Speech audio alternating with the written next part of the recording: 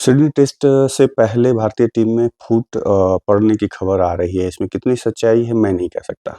लेकिन जो खबरों की अगर मानें तो सिडनी टेस्ट से पहले भारतीय टीम में जो मतलब है फूट पड़ चुकी है और ये बीजीटी के लास्ट 3 जो मैचेज़ हुए हैं, जिस तरीके से भारतीय टीम का हाल हुआ है, उसके वजह से ऐसा सुनने को मिल रहा है। शायद ऐसा इसके वजह से हुआ है।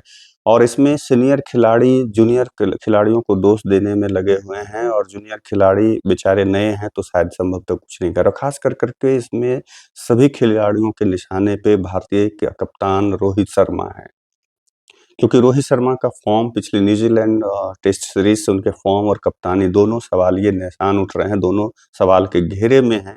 इस वजह से ये खबर आ रही है कि सीनियर भी प्लेयर जो कुछ हैं दबी जुबान में और जूनियर प्लेयर भी इनके खिलाफ हैं। अब इसमें कितनी सच्चाई है मैं ये बिल्कुल नहीं कहूँगा, मैं इसकी पुष्टि भी नहीं करता कि हाँ, क्योंकि जिस तरीके से सारे जूनियर प्लेयर इनकी इज़्ज़त करते हैं, सीनियर प्लेयर भी इनकी इज़्ज़त करते हैं, जितने भी प्लेयर भारतीय टीम में भी हैं।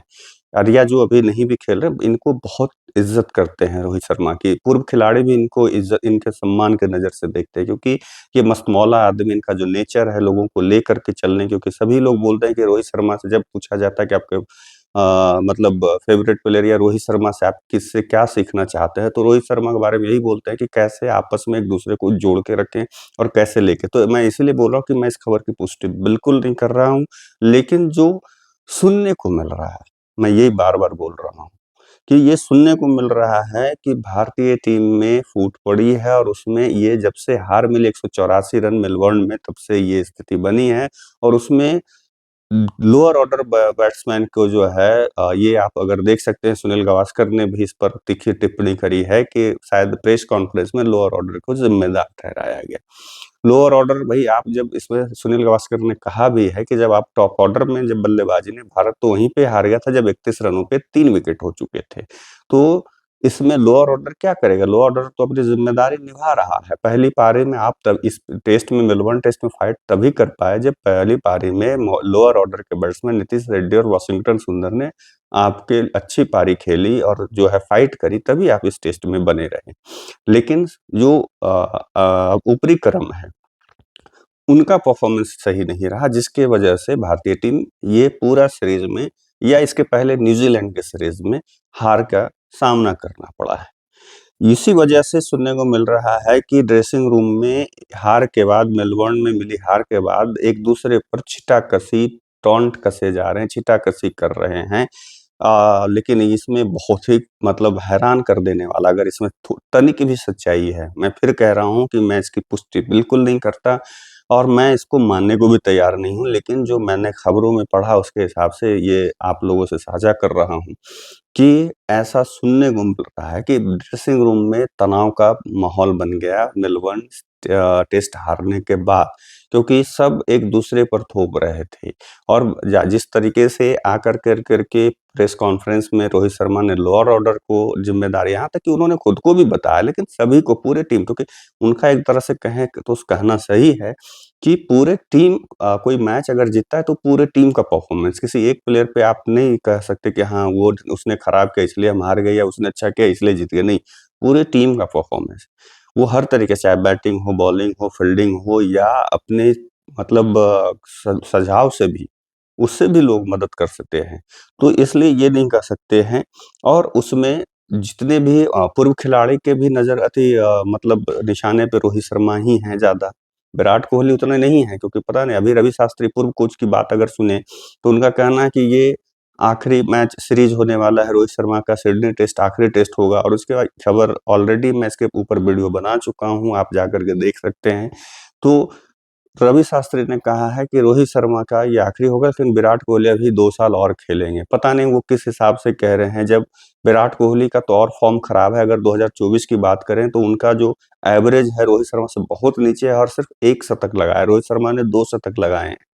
50 भी आप देखेंगे तो मतलब बराबर दोनों के हैं। तो फिर किस हिसाब से रोहित शर्मा को नहीं मतलब ये आखिरी टेस्ट होना चाहिए और विराट कोहली 2 साल खेलने चाहिए, मुझे नहीं समझ अगर संन्यास दोनों बनता है तो दोनों का बनता है। मेरे हिसाब से अगर वैसे आप देखेंगे। लेकिन जहाँ तक इनका शास्त्री साहब का है, रवि शास्त्री जी का, तो उनका विराट कोहली के साथ बड़ा अच्छा ट्यूनिंग था, इसलिए इस तरह की बात कर रहे हैं। जिस तरीके से विराट कोहली बार-बार आउट हो रहे हैं कि बाहर जाते हुए गेंदों को छेड़ रहे हैं। चौथी, 5वीं चौथी भी नहीं, पा 7वीं, 8वीं स्टंप पे गेंद को जिस तरीके से मार करके बल्ला फेंक करके जा रहे हैं, ऐसा कोई मतलब गेंदबाज जो होता है, जो और टीम में ही देख लें, सिराज भी उस तरीके से विकेट फेंक के नहीं जा रहा है। आकाशदीप और बुमराह की तो बात छोड़ दें, सिराज, वो भी उस तरीके से विकेट नहीं फेंक रहा है, लेकिन विराट कोहली फेंक रहे हैं। ठीक है, अभी रोहित शर्मा का भी कुछ शॉट सिलेक्शन ठीक नहीं रहा, लेकिन उनका एक चीज़ कहें कि हाँ, लक भी साथ नहीं दे रहा। लेकिन विराट कोहली का तो लक साथ दे, उल्टा उन्होंने रन आउट करवाया पहली पारी में यशस्वी जायसवाल को। अगर यशस्वी जायसवाल पहली पारी में सेंचुरी लगा देते, तो बढ़त हो जाती है इंडिया की, और ये स्थिति हो सकता है नहीं होता। पूरे का पूरा उसमें, जबकि बाकी क्या है उसमें, कुछ प्लेयर जो हैं पता नहीं विराट कोहली की चरण वंदना क्यों करते हैं पूर्व खिलाड़ी, कि भाई वहाँ पे यशस्वी जायसवाल की गलती, क्या यशस्वी जायसवाल की गलती थी उसमें? इस इन सब वजहों से क्या है कि जहाँ तक समझ में आ रहा है कि दो आपस में छिटाकशी भी हो रही है ड्रेसिंग रूम में, और इसमें आ गई है मतलब रोहित शर्मा खासे निशाने पे हैं, और इसमें उनको है जो एक मतलब जितने भी खिलाड़ी एक-दूसरे को मतलब इस हार के लिए, इन सब हार के लिए विलेन बनाने की कोशिश में लगे, और इसमें पूर्व खिलाड़ियों का स्टेटमेंट भी बहुत काम कर रहे हैं। जैसे इरफान पठान ने कहा कि उस रन आउट में यशस्वी जायसवाल की गलती है, ना कि विराट कोहली की। लेकिन मेरा मानना है कि उसमें विराट कोहली उधर क्यों देख रहे थे? डेंजर एंड पे किसको पहुँचना था? यशस्वी जायसवाल को, ना कि विराट कोहली को। तो विराट कोहली को भागना सिर्फ चाहिए था। क्यों, जूनियर है तो आप उसकी बात नहीं सुनेंगे? क्या उसकी कॉल नहीं लेंगे? तो इरफान पठान के लिए पता नहीं, इसीलिए संजय मंजरेकर ने इरफान पठान उस समय बोला था, दोनों में तू-तू, मैं-मैं हुई थी, कि भाई कोचिंग मैनुअल जो है वो इरफान पठान के हिसाब से बननी चाहिए। मैं संजय इस मामले में से संजय मंजरेकर से मैं हर समय ये ऑलवेज़ हमेशा असहमत रहता हूँ, लेकिन इस मामले में सहमत हूँ। अब जहाँ तक है कि ये भी हो रही है कि अब गंभीर का भी जो है उसमें भी मतलब वो भी खराब प्रदर्शन से तंग आ चुके हैं, और उन्होंने भी मतलब अब ये किया है कि कठोर निर्णय लेने का वक़्त आ गया, और ऑलरेडी सुनील गावस्कर साहब भी कह रहे हैं कि अब भारतीय टीम को क मतलब जो चयन करता है बीसीसीआई को कठोर निर्णय लेने पड़ेंगे। अब जब से इसमें ये भी बोला जा रहा है कि जब से भारतीय टीम ने, जैसे पहला टेस्ट मैंने बोला कि इनके कप्तानी में जीत चुके हैं, पहला जसप्रीत बुमराह की कप्तानी में पर्थ में, और जैसे ही वापसी होती भारतीय टीम की हालत खराब हो जाती। इससे भी मुझे पहले भी समझ, मैंने इस पर पहले भी वीडियो बनाया था, क्या कप्तानी से हटाने के लिए रोहित शर्मा को इस तरह की चीज़ें हो रही हैं। कभी-कभी ऐसा भी और भारतीय क्रिकेट में देखने को ऐसा मिला है, एशियाई टीम टीम में ख़ास करके, कि जब आपको किसी को कप्तानी से हटाना रहता है, तो भाई खराब पूरा मतलब एक गुट में हो जाता है और खराब खेलने लगते हैं। ये भी होता है। अब इसमें वही है कि भाई सब लोग जो है मतलब इनके लिए आवाज़ उठ रही है कि जैसे मैंने भी पहले इसके पिछले वाले वीडियो में कहा कि रोहित शर्मा को एज़ ए प्लेयर खेलना चाहिए, कप्तान जो है बना देना चाहिए जसप्रीत बुमराह को। लेकिन इस तरीके से जो आपको विश्व कप जिताया, ये किया, उसके लिए ये चीज़ नहीं। फिर मैं एक बार कह रहा हूँ कि ये इसमें कहीं भी मुझे सच्चाई नज़र नहीं आ रही है।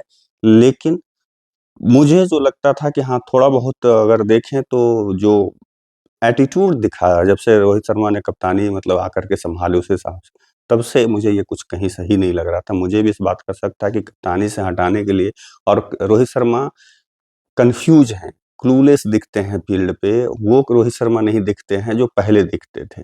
ये मैंने पहले भी वीडियो में मैंने ज़िक्र किया है, और वो फिर से दिख रहा है कि हाँ, उनके खिलाफ कुछ न कुछ हो रहा है, वो परेशान हैं मेंटली। और उसके कारण क्या हो सकते हैं वो अलग, आप मुझे लगता है कि उसमें यही सब कारण हो सकता है। तनाव की खबर ऐसे ही नहीं हो रही। जब अश्विन ने संन्यास लिया था, उस समय भी समझ में आया था कि शायद तनाव है। जिस तरह से उन्होंने प्रेस कॉन्फ्रेंस में कहा, जिस तरीके से उन्होंने मेलबर्न टेस्ट में हार के बाद जो उन्होंने ट्वीट किया, उन सभी सारी चीज़ों से लग रहा है कि हाँ, तनाव तो था। उसके बाद अभी क्या है कि गौतम गंभीर भी मेलबर्न टेस्ट के दौरान ही भड़क गए थे, और लंच के समय उन्होंने साफ-साफ बिना नाम लिए हुए कहा कि जिस तरीके से कुछ लोग अपने नेचुरल गेम के नाम पर मनमानी कर रहे हैं, ये नहीं चलेगा। और अब है जो सीमाएँ तय कर रहे हैं वो, कि आगे इस तरह से सिचुएशन अगर रखते हैं तो उनको थैंक यू, गुड बाय कर दिया जाएगा। वहाँ एक बात और उठ रही है कि गौतम गंभीर ने पुजारा के चयनकर्ताओं से माँग करी थी, लेकिन चयनकर्ता ने उनकी बात को अनसुना कर दिया था। लेकिन अब समझ में नहीं आ रहा है कि चयनकर्ता अगर च ये टीम जो चयन हुआ, क्या अगर जैसा सुनने में आया था कि वो गौतम गंभीर के हिसाब से टीम चुनी गई। अब खबर आ रही है कि वो गौतम गंभीर पुजारा को चाह रहे थे, लेकिन चयनकर्ता ने ना कह दिया, जिसकी वजह से पुजारा नहीं जा सके। यहाँ तक कि ये भी है कि खबर आ रही है कि पर्थ में जीत मिलने के बाद भी गौतम गंभीर ने लगातार पुजारा की माँग करी कि पुजारा को टीम में शामिल किया जाए, लेकिन पुजारा को टीम में जगह नहीं देते हैं चयनकर्ता। और अभी क्या है कि जिस तरीके से मतलब जो बार-बार बोला जा रहा है कि क्यों इस तरह से हो सकता है फूट पड़ने के कारण ये भी रहा हो।